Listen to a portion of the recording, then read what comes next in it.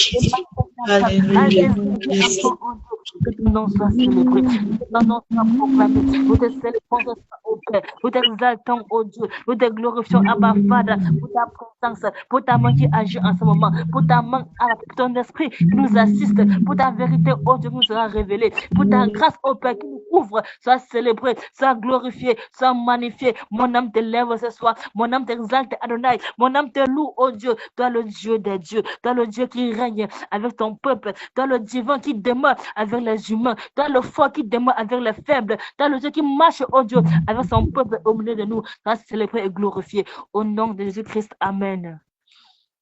Amen. Merci, Maman Christabel, pour cette merveilleuse modération. Que le Seigneur te bénisse. Nous allons écouter la parole de Dieu. Nous avons passé un merveilleux moment dans la présence de Dieu et le moment est arrivé pour nous de recevoir la parole du Seigneur. Je voudrais encore nous saluer dans le beau et précieux nom de notre Seigneur et Sauveur Jésus-Christ. Alors, je voudrais nous rappeler le thème. Déjà, pour ceux qui sont au courant, je l'ai partagé dans le groupe. Le thème que nous allons aborder ce soir s'intitule tout simplement jetez le filet, autant pour moi, jetez le filet du côté droit de la barque et vous trouverez. Jetez le filet du côté droit de la barque et vous trouverez. Alléluia. Alors, ce thème est tiré d'un passage. Donc, c'est dans ce passage-là que nous allons retrouver ce thème. Je vais inviter Maman Nathalie qui va nous conduire dans la lecture de ce passage qui se situe dans le livre de Jean, chapitre 21, versets 1 à 12. Jean chapitre 21, versets 1 à 12. Une minute, je cherche. Jean 21. Versets 1 à 12. J'ai lu au nom puissant de Jésus.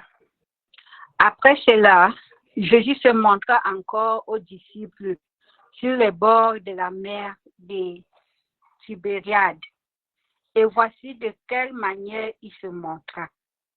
Simon-Pierre, Thomas, appelé Didyme, Nathanaël, de Cana, en Galilée, les fils de Zébédée et deux autres disciples de Jésus étaient ensemble. Simon-Pierre leur dit, « Je vais pêcher. » Ils lui dirent, « Nous allons aussi avec toi. » Ils sortirent et montèrent dans une barque. Et cette nuit-là, ils ne prirent rien. Le matin étant venu, Jésus se trouva sur le rivage, mais les disciples ne savaient pas que c'était Jésus. Jésus leur dit, « Enfants, n'avez-vous rien à manger? » Ils lui répondirent, « Non. » Il leur dit, « Jetez le filet du côté droit de la barque, et vous trouverez. »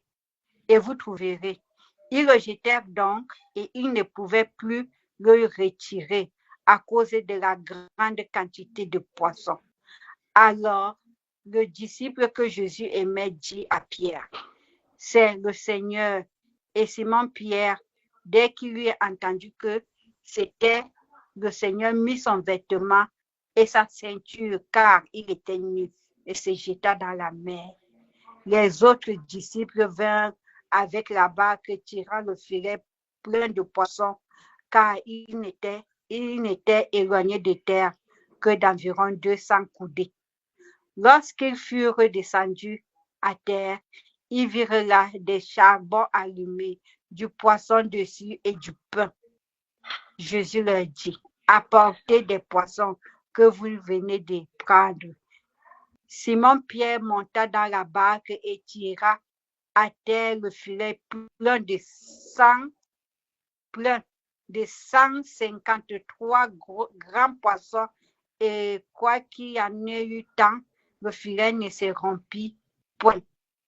Jésus leur dit, « Venez, mangez. » Aucun des disciples n'osait lui demander, « Qui es-tu ?» sachant que c'était le Seigneur. Ainsi parle l'Éternel. Ainsi parle l'Éternel. Gloire à Dieu. Merci pour la lecture, Maman Nathalie. Alors, nous avons lu le passage de Jean chapitre 21.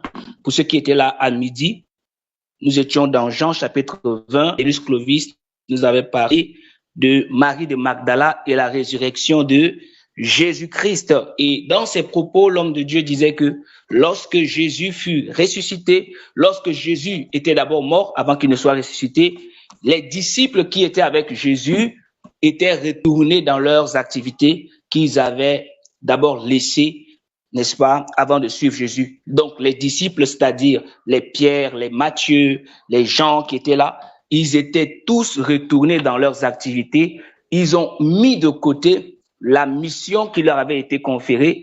Ils ont oublié que le Seigneur leur avait laissé un mandat. Le Seigneur leur avait laissé une grande commission que nous connaissons tous dans le livre de Matthieu chapitre. Non, ça c'est plus tard que Jésus va leur donner la mission d'aller faire de toutes les nations des disciples. Mais Jésus leur parlait déjà de sa mort et de sa résurrection. Alors, ici, nous voyons que les disciples qui avaient marché avec le Seigneur Jésus-Christ se retrouvent face à des dilemmes, face à des difficultés, et ils ont perdu de vue leur mission propre qui était, n'est-ce pas, de servir le Seigneur. Ils se sont retrouvés dans leurs activités, ils se sont retrouvés dans des distractions. On va voir cela tout à l'heure, mais avant de voir cela tout à l'heure, je voudrais d'abord attirer notre attention sur quelque chose dans ce passage que nous venons de lire au travers de cette merveilleuse lecture que notre maman Nathalie venait de faire. Vous allez vous rendre compte que la parole de Dieu nous renvoie sur un lieu, sur un endroit bien précis. Lorsque nous lisons la Bible, nous devons tenir compte de chaque mot, de chaque endroit de chaque symbole, de chaque chiffre, de tout, donc tout ce qui est écrit dans la Bible est à prendre au sérieux. Rien n'est à négliger. Alors, la Bible nous fait comprendre que Jésus-Christ était arrivé quelque part. Et lorsque Jésus était arrivé quelque part, quelque chose s'est passé. Dans le passage, nous avons lu à partir du premier verset, et la Bible dit, après cela, Jésus se montra encore aux disciples sur les bords de la mer de Tibériade.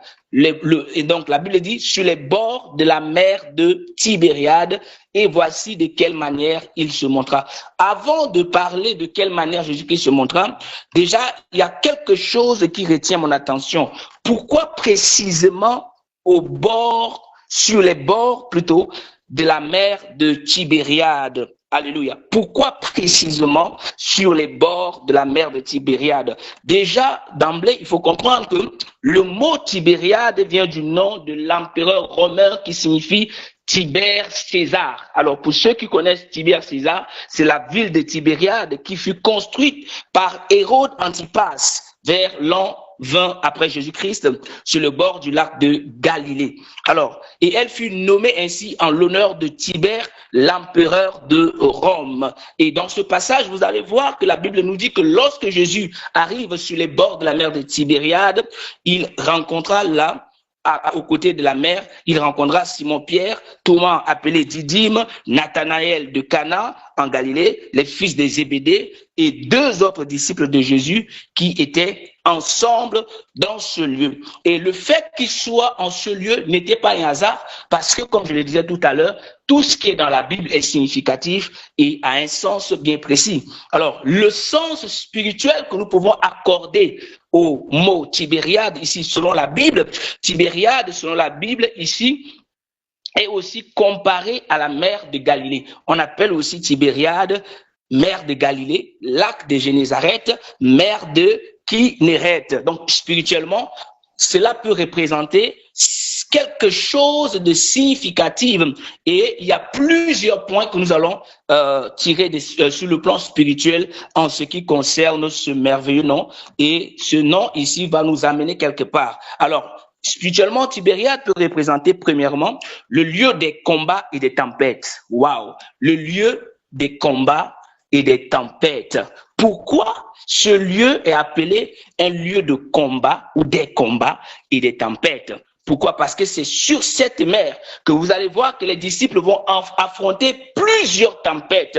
Bien-aimés, dans la marche avec le Seigneur, il y a des moments, on appelle des moments de tempête, on appelle des moments de combat. Alors, dans la vie de chaque chrétien, dans la vie de chaque enfant de Dieu, il faut savoir qu'il y aura ce qu'on appelle la mer de Tibériade. Alléluia. Il y a des situations que tu peux traverser dans la vie qu'on peut appeler, on peut surnommer cela la mer de Tibériade de ta vie. Alléluia. Et c'est dans cette situation-là que Dieu va encore se glorifier dans ta vie. Et quand nous voyons dans le livre de Marc, chapitre 4, verset 37, la Bible nous dit qu'il s'éleva un grand tourbillon et les flots se jetaient dans la barque. Alléluia. Sur cette même mer dont je suis en train de parler, la mer de Tibériade.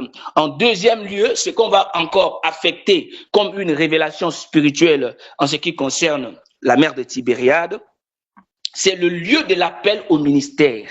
Lorsqu'on dit qu'une personne est est sur les bords ou est en train de traverser la mer de Tibériade, on est en train de parler en quelque sorte que c'est son lieu d'appel au ministère. Et quand tu es dans ton lieu d'appel au ministère, bien-aimé, il y aura toujours quelque chose qui doit se passer. Alléluia. Il y aura une voix qui va t'interpeller. Il y aura une voix qui va t'appeler. Et c'est près de cette mer que Jésus appela plusieurs disciples. Alléluia. C'est auprès de cette mer que Jésus appela également plusieurs disciples.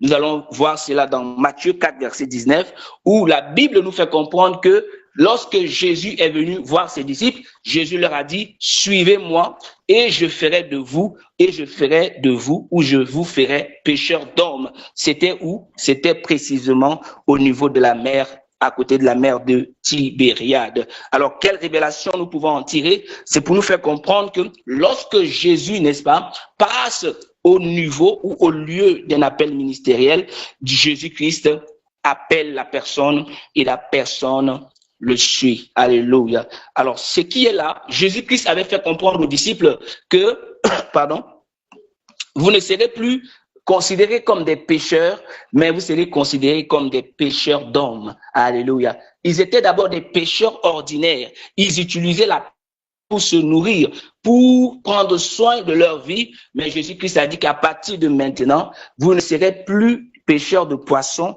mais vous serez pêcheurs d'hommes. Lorsque le Seigneur Jésus-Christ appelle quelqu'un dans le ministère, il change son statut, il l'amène à une autre dimension. Alléluia. Bien-aimés, en troisième lieu, qu'est-ce que nous pouvons encore affecter à la mer de Tibériade comme révélation spirituelle? Le révélation spirituelle numéro 3, c'est le lieu des miracles et de la révélation. Lorsqu'on parle de Tibériade, on parle de lieu de miracles et de révélation. Là où il y a la tempête, là où il y a l'appel, c'est le lieu où Dieu également vient manifester des miracles et surtout la révélation. Donc ici, il faut comprendre que c'est au niveau de la mer de Tibériade qu'il y a eu plusieurs miracles de Jésus. Plusieurs miracles de Jésus-Christ ont eu lieu autour de la mer de Tibériade, dont notamment, je vais les citer, notamment nous avons la pêche miraculeuse, quand Jésus-Christ marchait sur les eaux, la multiplication des pains, la restauration de Pierre, tous ces événements se sont déroulés tout autour, n'est-ce pas, de la mer de Tibériade. Alléluia. Je n'ai pas assez de temps pour nous donner des références qui vont nous permettre de bien les comprendre, mais à titre d'information, avant qu'on ne puisse, n'est-ce pas, entrer précisément dans notre thème qui est, n'est-ce pas, jeter le filet au bord, au côté droit. Alléluia. Jeter le filet du côté droit de la barque, vous trouverez. Alors, ici, bien-aimés, ce soir, le Seigneur veut nous amener dans des révélations très, très profondes et j'aimerais que nous soyons vraiment attentifs à ce que le Seigneur veut nous dire dans ce passage. Comme je l'ai mentionné en amont, lorsque les disciples avaient appris que le Seigneur Jésus-Christ était mort, parce que Jésus-Christ leur avait dit, je ferai 3 jours et le troisième jour, je ferai 2 jours, troisième jour dans le tombeau et le troisième jour, je serai ressuscité. Mais malgré cette parole que le Seigneur avait laissée aux disciples, beaucoup ont douté de ces paroles. Beaucoup n'ont pas véritablement gardé cette parole. Mais vous savez, Marie de Magdala, cette femme, comme l'homme de Dieu avait cité son nom à midi, cette femme-là était une femme qui n'oubliait pas ses souvenirs. Elle était venue, elle était là. Elle avait attendu le jour de la résurrection. Elle était venue pour vérifier si effectivement le Seigneur n'était pas là. Elle était venue et elle avait constaté, l'ange lui avait parlé, alléluia, que le Jésus que vous cherchez est déjà ressuscité. C'est vrai qu'elle avait l'habitude d'utiliser des parfums, des aromates pour verser sur son sépulcre, mais cette femme-là avait repassé déjà dans son cœur cet événement et savait au plus profond d'elle que le Seigneur allait ressusciter. Dieu s'est révélé à cette femme. Alors, si nous continuons notre explication, nous allons voir que dans un contexte purement, n'est-ce pas, sur le plan de révélation que le Seigneur veut encore nous donner ce soir, c'est que le passage de Jésus-Christ au bord de cette mer, dite mer de Tibériade, n'était pas au hasard. Alléluia. Le passage de Jésus-Christ au bord de cette mer, appelée Tibériade, n'était pas au hasard. Lorsque Jésus-Christ était ressuscité, il était venu, après s'être manifesté, après s'être montré à cette dame, il était venu vers ses disciples. Il était venu et beaucoup qui étaient là au début n'en croyaient pas à leurs yeux. Beaucoup peut-être se disaient que est-ce que c'est vraiment le Seigneur Jésus? Beaucoup, c'est vrai, essayaient par rapport aux actes que le Seigneur posait, ils imaginaient que peut-être c'est lui. Mais plus tard, le Saint-Esprit les avait amenés à discerner la présence même du Seigneur Jésus-Christ de Nazareth.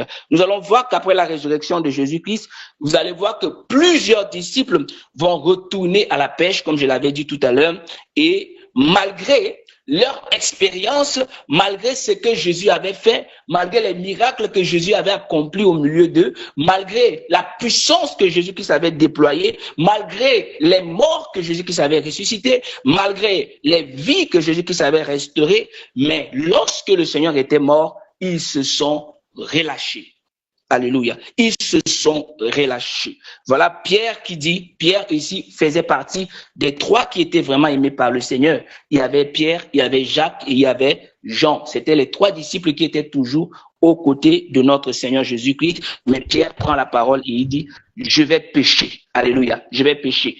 Ici, pécher, ce n'est pas aller commettre des péchés, mais pécher pour aller retourner à la mer pour prendre des poissons. Pierre plutôt voulait retourner dans ses activités. Alors, les autres qui étaient là lui dirent, nous allons aussi avec toi.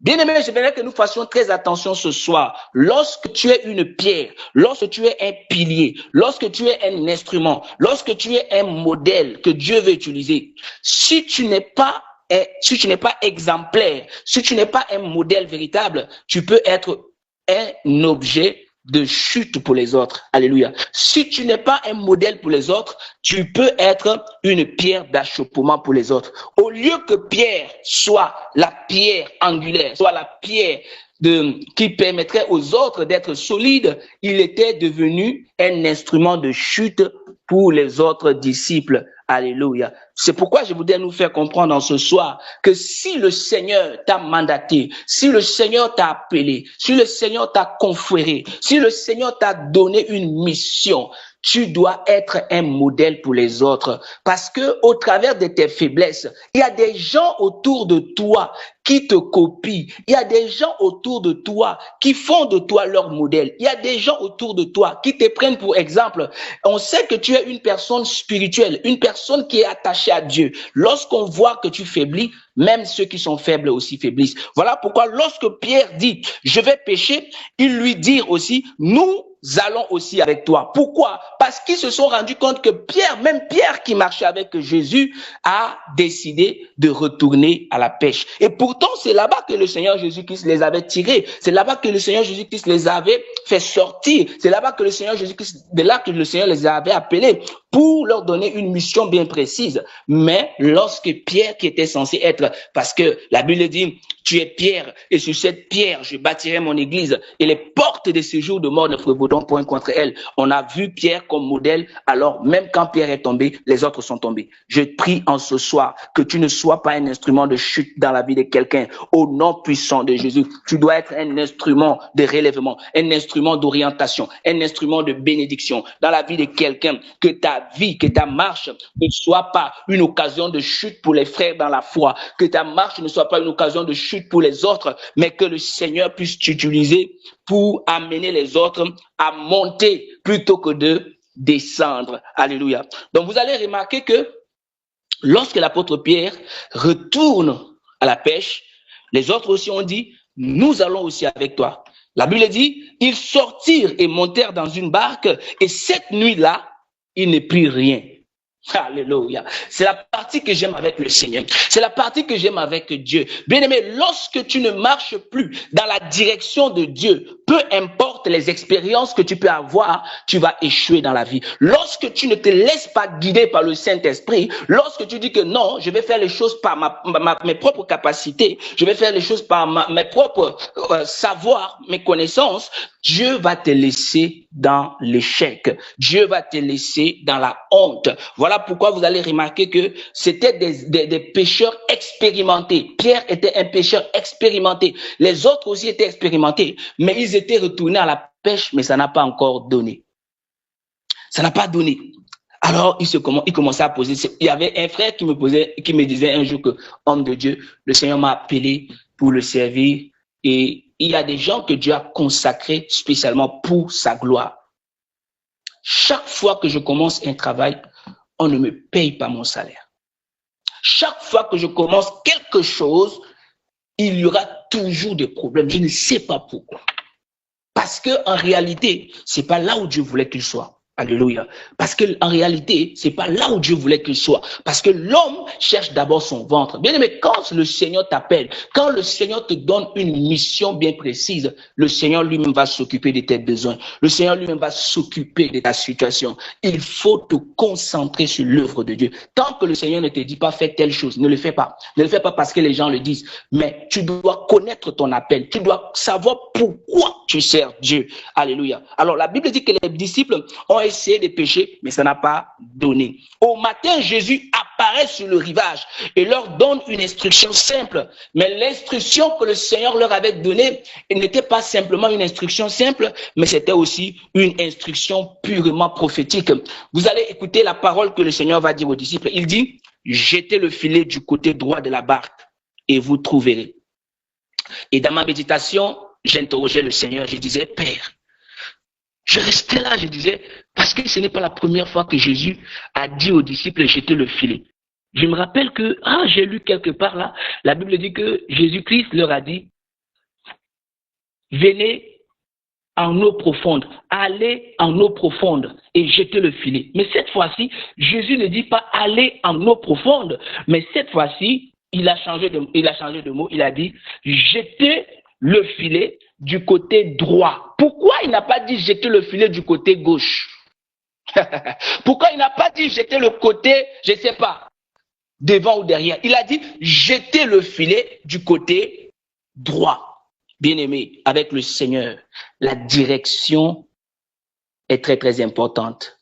Parfois tu ne réussis pas, parfois tu te bats dans la vie, tu fais certaines choses, ça ne marche pas, parce que ce n'est pas la direction que Dieu veut que tu suives. Est-ce que tu m'entends? Parfois, tu fais certaines choses, tu insistes du côté gauche, tu insistes du côté gauche, tu insistes du côté gauche. Le Saint-Esprit est en train de t'attirer l'attention. Le Saint-Esprit est en train de te dire, n'insiste pas sur ce côté gauche parce que tu crois à tes expériences. Parce que les Pierre et les Jacques et les gens qui étaient là, ils comptaient sur leur expérience. Mais Jésus a dit que cette fois-ci, il n'est pas question d'expérience, mais il est question de direction divine. Est-ce que tu es connecté au Saint-Esprit? Lorsque tu fais des choix dans la vie, lorsque tu veux poser des actions dans la vie, lorsque tu cherches un emploi dans la vie, lorsque tu veux choisir, lorsque tu veux te marier, est-ce que tu attends? Est-ce que tu cherches véritablement à connaître la volonté de Dieu dans tes choix? Alléluia. Quel est le côté droit dont nous devons choisir? Le Seigneur leur dit, jetez le filet du côté droit de la barque et vous trouverez. Alléluia. Bien-aimé, j'aimerais dire à quelqu'un ce soir, ce trésor que tu cherches tant, ce trésor que tu cherches depuis longtemps, se trouve dans un endroit bien précis, dans un côté droit, que le Saint-Esprit est capable de te révéler. Il y a des moments où tu dois demander au Saint-Esprit, révèle-moi le côté droit de ma bénédiction. Révèle-moi le côté droit de mon élévation. Révèle-moi le côté droit de ma percée. Révèle-moi le côté droit dans lequel je peux avancer, où je peux trouver ce trésor dont je cherche depuis. Seigneur, toi tu le connais. Tu connais ce côté droit. Mais il y a une chose qui m'a plu avec les disciples. Les disciples n'ont pas dit, nous sommes très intelligents, nous sommes expérimenté. Moi, je suis pécheur. Toi, tu sors d'où? Tu viens me dire de faire ça. Non. Ce que j'ai aimé chez les Pierre, ce que j'ai disciples, ils étaient obéissants. Bien aimé, parfois, par manque d'obéissance. Vous allez voir que les disciples obéir et quelque chose s'est passé. La Bible dit, le filet se remplit de 150 trous.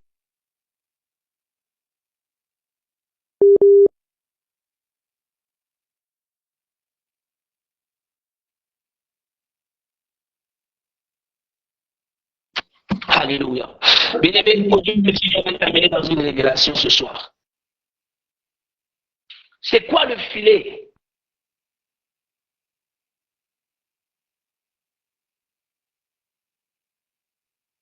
Il représente ton travail, tes efforts. Alléluia. Le filet aujourd'hui représente terre. Le filet aujourd'hui est comparé à tes efforts, alléluia, les efforts humains. Le filet peut représenter l'évangélisation. Peut-être que tu es évangéliste, tu es là, tu m'écoutes. Maman et Christabel est évangéliste. Alléluia. Le filet représente l'évangélisation. Le filet peut représenter aussi les projets de vie que tu as. Nous avons tous des projets de vie. C'est ça le filet. Mais où est-ce que nous devons les jeter? C'est ça la question. Dans Luc chapitre 5, verset 7, vous allez voir une similitude. Vous allez voir dans Luc 5, verset 7, il y a une similitude, mais il y a quelque chose d'un peu différent. La Bible dit, dès qu'ils l'eurent ramené, ils firent signe à leurs compagnons. Alléluia. Alors, ici, dans ce contexte, c'est un contexte bien précis. Voilà pourquoi nous orientons cela dans Romains, dans Matthieu également, chapitre 13, verset 47, où la Bible dit que le royaume des cieux est encore semblable à un filet jeté où? Dans la mer. Alléluia. Donc, ça veut dire que le filet ici symbolise tout simplement l'outil que Dieu utilise pour attirer les âmes et produire des résultats. Ça, produire des résultats ici, c'est dans un sens physique, c'est dans un sens naturel. Attirer les âmes ici, c'est dans un sens spirituel. Alléluia. Attirer les âmes, c'est dans un sens spirituel. Alors Jésus leur a dit, jetez le filet. La barque aujourd'hui pour nous est symbolisée par quoi? Est le symbole de quoi? La barque aujourd'hui est le symbole de la vie. Nous sommes dans une barque. Nous sommes dans la barque. Alléluia. La barque aujourd'hui, c'est la vie. La barque aujourd'hui, ça peut être l'église, ça peut être ton ministère, ça peut être aussi le lieu de mission que Dieu t'a confié, le lieu de mission dans lequel Dieu t'a établi. C'est ça la barque. Et les disciples, précisément, ils étaient là. Dans Luc 5, verset 3, il dit, il monta dans une barque, une des barques qui était à Simon. Amen. Donc, la barque ici, c'est vie. Sur un plan général, c'est la vie. Maintenant, il faut comprendre que ce jour-là, Jésus-Christ était sorti de la maison et il s'est assis où? Au bord de la mer.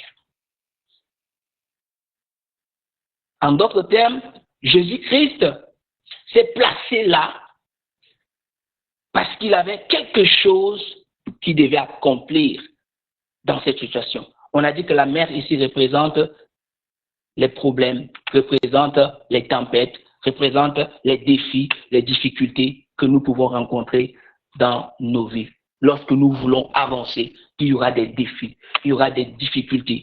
Mais la bonne nouvelle est que Jésus-Christ est toujours au bord de la mer. Alléluia. Jésus-Christ est au bord de la mer. Et dans le passage, la Bible parle de la nuit. La nuit ici symbolise les combats, symbolise les périodes difficiles, les périodes de sécheresse, les périodes où nos efforts sont sans résultat. Les disciples ont travaillé toute la nuit. C'est comme pour la première fois, avant la résurrection, c'était pareil. Ils ont également travaillé toute la nuit, ils n'ont rien pris. La même situation se répète. Ils ont travaillé toute la nuit. Donc, la nuit ici peut symboliser ce moment difficile dans lequel tu te trouves. Peut-être qu'en ce moment, tu pleures. Tu dis que Seigneur, je fais des efforts, mais je ne vois rien.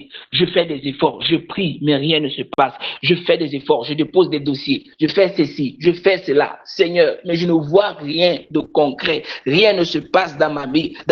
Alléluia. C'est le moment où Dieu semble silencieux. La nuit, c'est le moment où tu pries, mais Dieu ne te répond pas. Il est là, il t'observe, mais il est là, il est présent dans ta situation. Il n'est pas loin. Alléluia. Somme 30, verset 6 dit, le soir arrive des pleurs et le matin l'allégresse. Alléluia. Le soir ici est symbolisé au moment de pleurs, au moment de difficultés, au moment de manque, au moment où il n'y a pas de réponse. Beaucoup de chrétiens passent par le soir, mais la bonne décision à prendre pendant le soir, c'est d'être obéissant à la voix du Saint-Esprit. Le soir, bien-aimé, ne sois pas découragé. Le soir, dans le soir de ta vie, ne sois pas abattu. Dans le soir de ta vie, ne désespère pas. Les disciples n'ont pas dit qu'on va abandonner. Les disciples n'ont pas dit qu'on va baisser les bras. Les disciples ont tenu jusqu'au bout. Lorsque le Seigneur leur a parlé, lorsque le Seigneur leur a dit, jetez le filet, et pas n'importe où. Jésus leur a montré une direction et ils ont obéi à la direction et ils ont pris 153 grands poissons. Amen. Alléluia. Ils ont pris 153 grands poissons. Pourquoi? Parce qu'ils n'ont pas désespéré. Beaucoup de chrétiens, lorsqu'ils désespèrent, ils jettent le filet, ils abandonnent. Bien-aimé, j'aimerais te dire, même quand tu sors de la vision de Dieu, même quand tu sors de la volonté de Dieu, mais le Seigneur va toujours venir te chercher. Alléluia. Dieu n'abandonne pas ses enfants. Jésus-Christ pouvait dire que je ne peux pas venir les chercher. Jésus-Christ est venu toujours derrière ses disciples parce que lorsque tu es le choix de Dieu, Dieu ne va jamais te laisser. Lorsque tu es le choix de Dieu, Dieu ne va jamais t'abandonner. Alléluia. Dieu va toujours te bénir. Dieu va toujours te soutenir. Pourquoi on parle du côté droit? Pourquoi on n'a pas dit côté gauche, mais on a dit côté droit? Alléluia. Bien aimé, je disais tout à l'heure que le côté droit, c'est la direction divine. Quelqu'un m'entend? Le côté droit, c'est la direction divine. Les disciples péchaient selon leurs expériences humaines, mais Jésus leur révèle une autre direction. Ce soir, Jésus veut te donner une autre direction. Peut-être tu as lutté par ta capacité, peut-être tu as lutté par tes expériences, mais tu as toujours échoué. Ce soir, tu dois regarder vers la direction que le Saint-Esprit te montre. Le côté droit symbolise l'obéissance à Dieu. Le côté droit symbolise la direction du Saint-Esprit. Le côté droit symbolise la pensée de Dieu. Le côté droit symbolise la stratégie que Dieu donne. Alléluia. Il faut te focaliser sur la stratégie que Dieu te donne et non sur la stratégie des hommes. Il ne faut pas te focaliser sur la stratégie des hommes, mais focalise-toi sur la stratégie du Saint-Esprit. Amen. Alléluia. Celui qui suit le Saint-Esprit ne peut jamais échouer. Jamais. Mais celui qui suit ses expériences peut échouer. Proverbe chapitre 3, verset 5, verset 6 dit « Confie-toi en l'Éternel de tout ton cœur et ne t'appuie pas sur ta sagesse. Reconnais-le dans toutes tes voies et il aplanira tes sentiers. » Le miracle commence là où l'intelligence humaine s'arrête. Bien-aimé, ce n'est pas l'intelligence qui va te donner des opportunités. C'est le Saint-Esprit.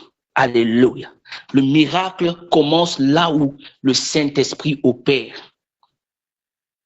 Le côté droit, c'est le côté de la faveur, c'est le côté de la puissance. Dans la Bible, lorsqu'on parle du côté droit, la droite ici est souvent associée à l'autorité, la droite est associée à la victoire, la droite est associée à la bénédiction, la droite est aussi associée à la puissance divine. Amen, amen. La droite ici signifie puissance divine. Voilà pourquoi dans Exode chapitre 15, verset 6, la Bible dit « Ta droite, ô Éternel, a signalé sa force. Ta droite, ô Éternel, a écrasé l'ennemi. » Et dans Psaume 118, verset 16, il dit « Ta droite, la droite de l'Éternel est élevée. La droite de l'Éternel manifeste sa puissance. » Alléluia. Là où on parle de la droite, on parle de la puissance de Dieu. Le côté droit, c'est le lieu où Dieu agit. Puissance. Est-ce que, bien-aimé, tu œuvres dans le côté droit ou bien tu œuvres du côté gauche? Voilà la question que tu vas te poser. Depuis que, Seigneur, je ne fais que lutter, depuis que je ne fais que me battre, est-ce que je suis dans le côté droit ou je suis du côté gauche? Le côté droit, c'est le côté de Jésus-Christ. Voilà pourquoi dans Hébreux 1, verset 3, la Bible dit « Il s'est assis à la droite de la majesté divine dans les lieux. » Alléluia. Donc, Jésus-Christ représente le côté droit. Quand tu es dans le côté droit, tu travailles avec Jésus, tu agis selon la volonté de Jésus, tu dépends de son autorité. Est-ce que tu t'es posé la question, on va s'arrêter à 5, est-ce que tu t'es posé la question pourquoi les disciples n'avaient rien pris? Pourquoi ils n'avaient rien pris malgré leurs expériences? Parce qu'ils n'avaient aucune direction. Ils n'écoutaient pas d'abord Dieu. Ils agissaient sans révélation. Beaucoup de chrétiens agissent sans révélation. Beaucoup de chrétiens luttent uniquement avec les méthodes humaines. Voilà pourquoi ils échouent. La Bible dit dans Psaume 127, verset 1, « Si l'Éternel ne bâtit la maison, ceux qui la bâtissent font quoi? Travaillent en vain. » Alléluia. Peu importe tes efforts, c'est Dieu qui va t'élever. L'élévation ne vient ni de l'Orient, l'élévation ne vient ni de l'Occident, mais l'élévation vient de l'Éternel. Alléluia. Le côté droit est la puissance de l'obéissance. Le miracle ne vient pas du filet, bien-aimé. Le miracle ne vient non plus de la barque. Ça ne vient non plus de tes expériences, mais de la parole de Jésus, de ton obéissance immédiate à Dieu. Pour finir, parce que j'ai dit qu'on va s'arrêter à 15, à 5, autant pour moi. Vous allez voir que on a parlé de 153 poissons. D'abord, on va décortiquer le chiffre. On va prendre 153. Déjà, on trouve le chiffre 1. Le chiffre 1 représente Dieu. Alléluia. Le chiffre 1 représente l'unité. Le chiffre 1 représente la source suprême. Ça, c'est le chiffre 1. Nous allons regarder le chiffre 5 maintenant. Le chiffre 5 représente la grâce. Oh! Le chiffre 5 représente la grâce, représente la faveur divine. Alléluia. Et le chiffre 3 représente la perfection divine, la Trinité, l'accomplissement spirituel. Donc déjà, quand nous prenons 153, on parle d'une pêche complète. Alléluia. Pourquoi 153 est une pêche complète? Vous allez comprendre que si on décompose 3 fois 3 et puis on fait fois 17, vous allez trouver 153. Et le chiffre 17 ici est la décomposition de 10 et de 7. Bon, je ne vais pas trop expliquer. Ça, ce sont les théories de mathématiques. Alléluia. Donc, tout ce qui est dans la Bible est significatif. Tout ce qui est écrit est significatif. Alors ici, la Bible dit que le filet ne se remplit pas. Pourquoi donc le filet ne se remplit-il pas? Alors que dans la première fois, quand Jésus-Christ n'était pas ressuscité, ils avaient pris aussi des poissons, mais la Bible dit que le filet se remplit. Mais cette fois-ci, le filet, malgré qu'ils avaient pris de gros poissons, mais le filet ne se remplit pas.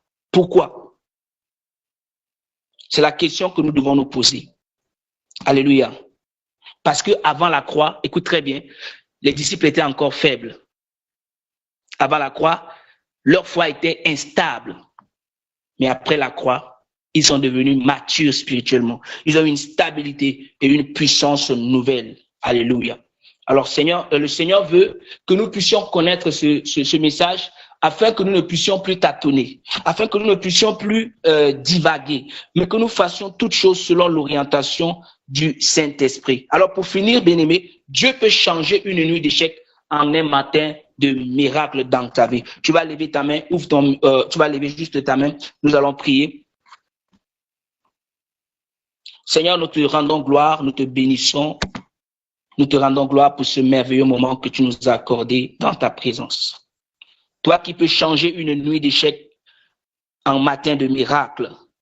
Ta parole déclare que tu relèves le pauvre de la poussière et tu le fais asseoir avec les grands. Ce soir, je prie au nom de Jésus que tous ceux qui divaguent, que tous ceux qui ne sont pas dans la bonne direction, que le Saint-Esprit les amène dans la bonne direction au nom de Jésus. Saint-Esprit, oriente-nous vers le côté droit. Si nous sommes vers le côté gauche, ramène-nous vers le côté droit. Ramène-nous vers le côté droit de notre bénédiction. Dans le nom puissant de Jésus. Change nos échecs en réussite.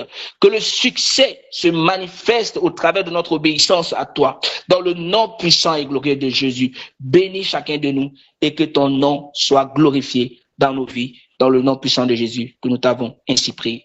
Amen. Pasteur David. Amen. Amen.